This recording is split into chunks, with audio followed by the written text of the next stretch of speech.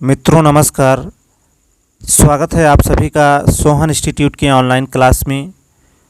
देखिए super TET के लिए प्रैक्टिस सेट लगातार हम लोग देख रहे हैं और आप लोग देखिए आपके पास समय है, समय का सदुपयोग करें और लगातार निरंतर रूप से अभ्यास करते रहें। हो सकता है आपको इस वर्ष के अंत तक एक शिक्षक भर्ती जो है देखने को मिल जाए। हालांकि इसके बारे में कोई ऑफिशियल जानकारी नहीं है, न ही इस पर जो है सरकार ने अब तक कोई स्पष्टीकरण दिया है। फ़िलहाल आपको भर्ती के चक्कर में नहीं पड़ना है। भर्ती जब भी आएगी, आप अगर पहले से मेंटली जो है प्रिपेयर रहेंगे तो मुझे लगता है आपके लिए उतनी ही आसानी होगी। चलिए आज के सेशन की शुरुआत करेंगे।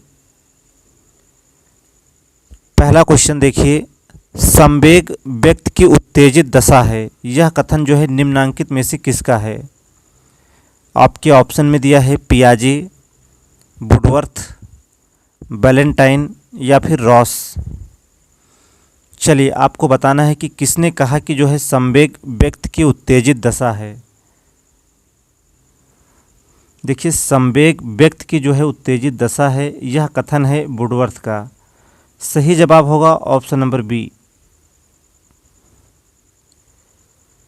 चलिए आप लोग देखिए लगातार मेहनत करते रहें और लगातार उत्तर भी देते चलें। समय आपके पास पर्याप्त है। अगर आप अभी से जो है लगातार मेहनत करेंगे तो आपके लिए ही आसानी होगी। दूसरे प्रश्न पर चलेंगे। शैक्षिक विकास में मूल्यांकन का क्या अर्थ है? ऑप्शन ए में दिया है छात्रों की प्रगति का आकलन, ऑप्शन बी में दिया है कक्षा अभिलेखों का मूल्यांकन, सी विकल्प में दिया है कार्य निष्पादन का मूल्यांकन और डी में दिया है ज्ञान क्षमता का मूल्यांकन। चलिए आपको बताना है कि शैक्षिक विकास में मूल्यांकन का जो है क्या अर्थ है। छात्रों की प्रगति का आकलन, कक्षा अभिलेखों का आकलन, कार्य निष्पादन का मूल्यांकन और देखिए ऑप्शन डी में दिया है ज्ञान क्षमता का मूल्यांकन। तो यही जो है आपका सही उत्तर हो जाएगा, option number D.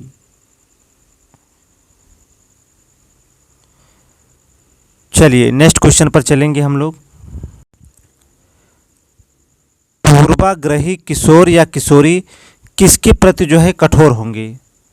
Option A में दिया है अपनी समस्या के प्रति, बी में दिया है अपनी जीवन शैली के प्रति, सी में दिया है संप्रत्यय और डी में दिया है वास्तविकता। देखिए किशोर या फिर किशोरी सबसे ज़्यादा जो है कठोर होंगे अपनी समस्या के प्रति। सही उत्तर होगा ऑप्शन नंबर ए।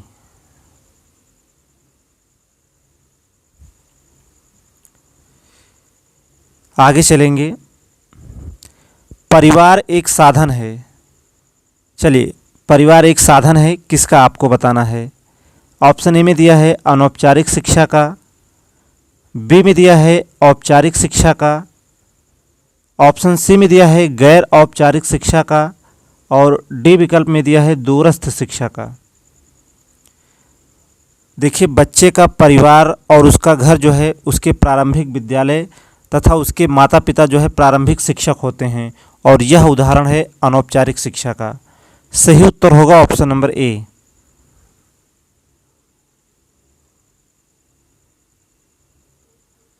चलिए परिवार एक साधन है अनौपचारिक शिक्षा का।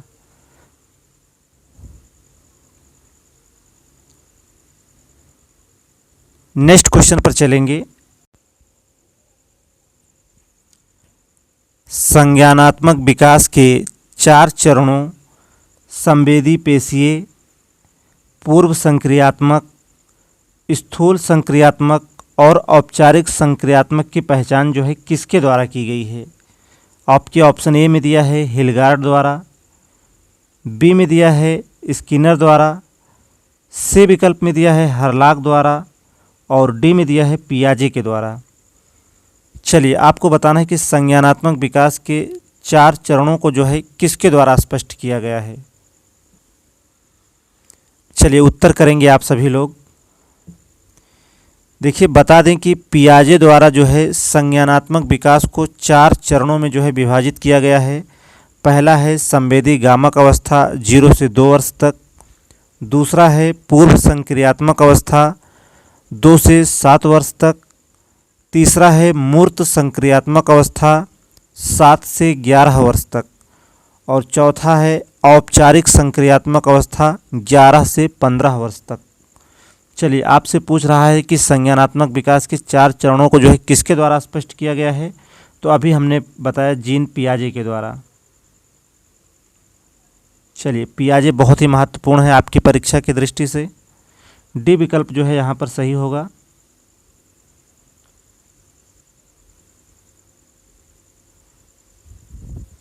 चलिए, अगला क्वेश्चन देखिए। निम्न में से शिक्षण के बोध स्तर का अंतिम चरण जो है कौन सा है?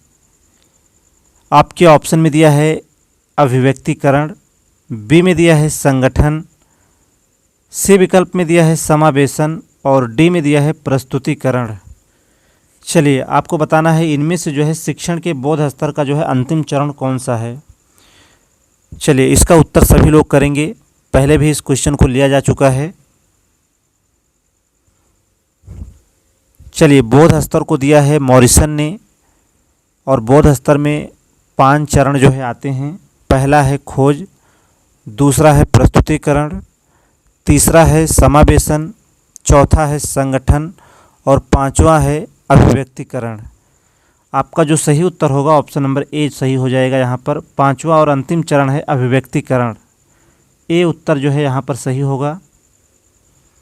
चलिए, हमने आपको बताया था कि स्मृति स्तर को दिया है हर्बर्ट ने और बोध स्तर दिया है मॉरिसन ने।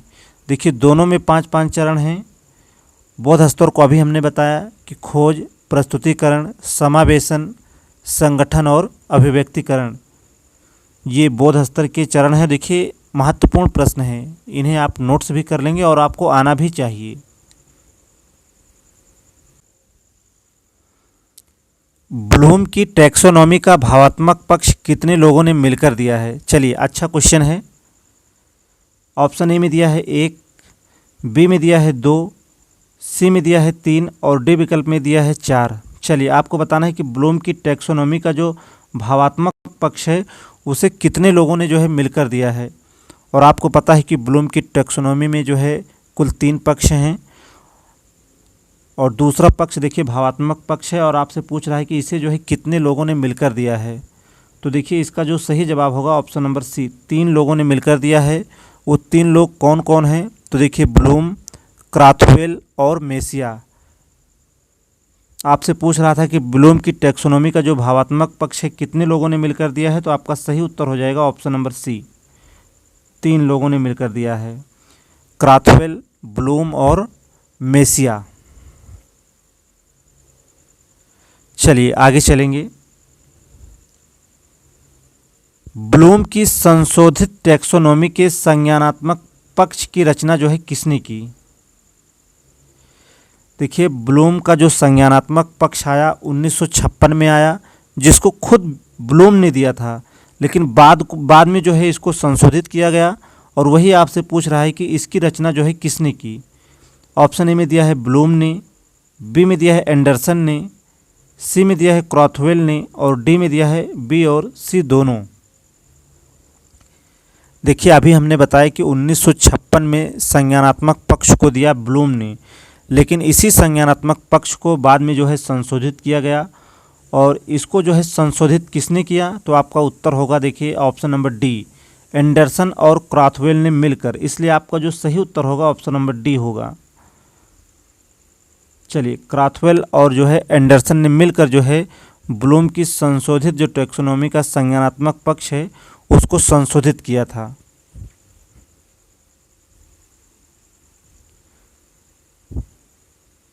और ब्लूम देखिए एक यहूदी थे। चलिए, आगे चलेंगे।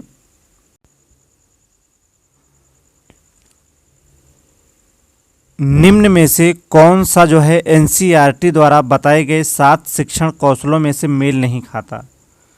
चलिए, आपको बताना है कि इनमें से जो है कौन जो है एनसीईआरटी द्वारा बताए गए 7 शिक्षण कौशलों में जो है शामिल नहीं है। ऑप्शन ए में दिया है मानसिक कौशल, बी में दिया है क्रियात्मक कौशल, सी में दिया है प्रश्न कौशल और डी में दिया है उद्दीपन परिवर्तन कौशल। चलिए, आपको बताना है कि एनसीईआरटी द्वारा जो है बताए गए 7 शिक्षण कौशलों में जो है इनमें से जो है कौन शामिल नहीं है। तो देखिए 7 शिक्षण कौशल पहले तो कौन कौन से हैं आप यह जान लीजिए। देखिए पहला है मानसिक कौशल, क्रियात्मक कौशल, प्रश्न कौशल, चिंतन विकास कौशल, मूल्यांकन कौशल, अनुदेशन कौशल और कक्ष प्रबंधन। ये 7 शिक्षण कौशल जो है किसने दिए हैं, तो आपका उत्तर होगा एनसीईआरटी ने दिए हैं। तो देखिए उद्दीपन परिवर्तन कौशल जो है एनसीईआरटी द्वारा बताए गए 7 शिक्षण कौशलों में जो है शामिल नहीं है। आपका जो सही जवाब होगा ऑप्शन नंबर डी होगा।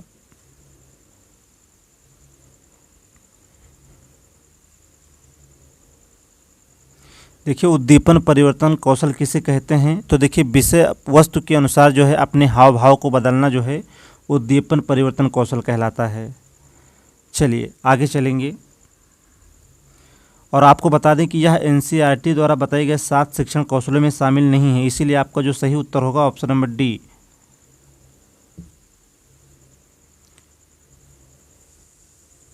राज्य शैक्षिक तकनीकी संस्थान SIET उत्तर प्रदेश के किस जिले में स्थापित किया गया है। चलिए आपको बताना है कि राज्य शैक्षिक तकनीकी संस्थान जिसे आप SIET के नाम से जानते हैं, यह जो है किस जिले में स्थापित किया गया है।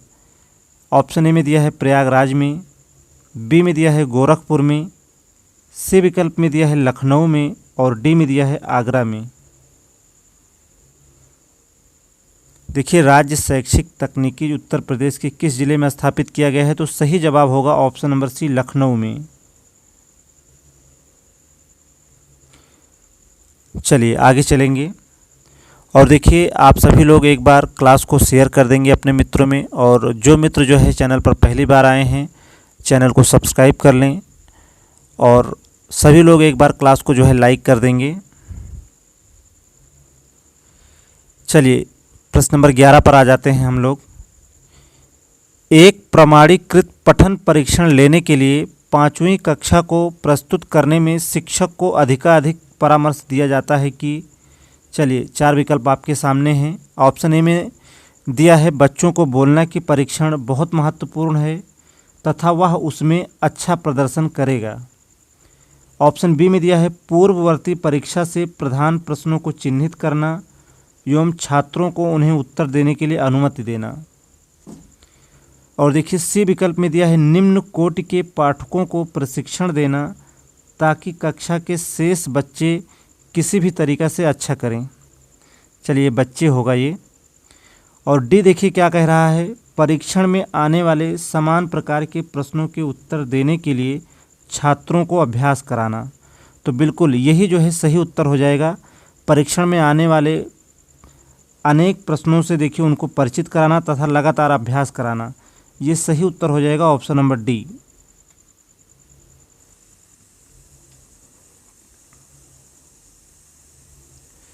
चलिए प्रश्न नंबर 12 पर चलेंगे। असंगठित घर से आने वाला बच्चा सबसे अधिक कठिनाई का अनुभव करेगा। चलिए किसमें जो है वो सबसे ज़्यादा कठिनाई का अनुभव करेगा। ऑप्शन ए में दिया है स्वनिर्मित पाठों में, बी में दिया है स्वतंत्र अध्ययन में, सी विकल्प में दिया है नियोजित निर्देश में और डी में दिया है अभ्यास पुस्तिकाओं में। देखिए असंगठित घर से जो बच्चा आता है उसके ऊपर जो है ज़्यादा प्रभाव रहता है उसके माता पिता तथा उसके आसपास जो परिवेश जो है जिस परिवेश में वो रहता है। तो ऐसी स्थिति में वो सबसे ज़्यादा जो है कठिनाई का अनुभव करेगा स्वतंत्र अध्ययन में। उत्तर आपका सही होगा ऑप्शन नंबर बी। एक असंगठित घर से आने वाला बच्चा सबसे अधिक जो है कठिनाई का अनुभव करेगा स्वतंत्र अध्ययन में। बी विकल्प जो है यहाँ पर सही हो जाएगा।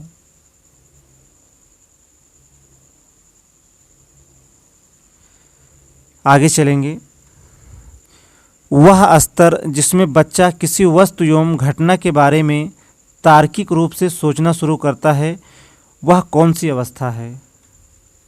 ऑप्शन ए में दिया है संवेदन प्रवणोद अवस्था, बी में दिया है औपचारिक अवस्था, सी में दिया है पूर्व क्रियात्मक अवस्था और डी में दिया है मूर्त क्रियात्मक अवस्था।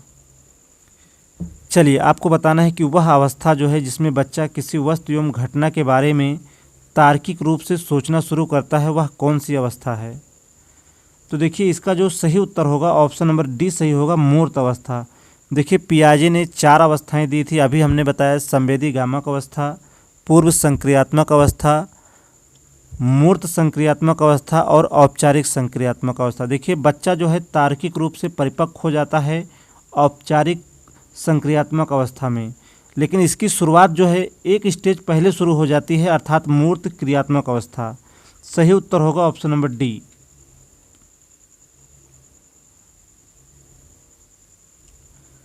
चलिए अगला क्वेश्चन देखेंगे। बच्चों के बौद्धिक विकास के 4 सुस्पष्ट स्तरों को पहचाना गया था। चलिए घूम के वही प्रश्न फिर से रिपीट हो गया है। आपको बताना है कि बच्चों के बौद्धिक विकास के 4 सुस्पष्ट स्तरों को जो है किसके द्वारा पहचाना गया। ऑप्शन ए में दिया है कोहलबर्ग द्वारा, बी में दिया है एरिक्सन द्वारा, सी विकल्प में दिया है स्किनर द्वारा और डी में दिया है पियाजे के द्वारा। चलिए इसका जो सही उत्तर होगा ऑप्शन नंबर डी, पियाजे के द्वारा। चलिए हमने आपको बताया कि पियाजे जो है आपकी परीक्षा की दृष्टि से बहुत ही महत्वपूर्ण है। चलिए इन पर जो है हम और अधिक प्रश्न जो है लेकर आएंगे। चलिए अगले प्रश्न पर बात करेंगे।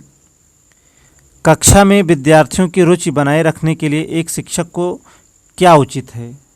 ऑप्शन ए में दिया है कि श्यामपट्ट का प्रयोग करना, बी में दिया है चर्चा करना, सी में दिया है कहानी कहना और डी में दिया है प्रश्न पूछना। तो देखिए कक्षा में विद्यार्थियों की रुचि बनाए रखने के लिए एक शिक्षक को जो है लगातार जो है प्रश्न पूछते रहना चाहिए बीच बीच में। सही उत्तर होगा ऑप्शन नंबर डी।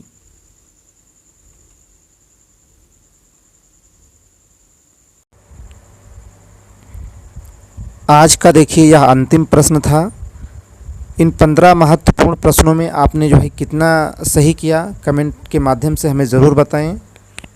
और देखिए जो मित्र चैनल पर पहली बार आए हैं चैनल को आप सभी सब्सक्राइब कर लें। देखिए आपको लगातार इसी प्रकार से जो है सुपर टेट की प्रैक्टिस लगातार दी जाती रहेगी। आज का सेशन यहीं तक, मिलते हैं कल किसी और प्रैक्टिस के साथ।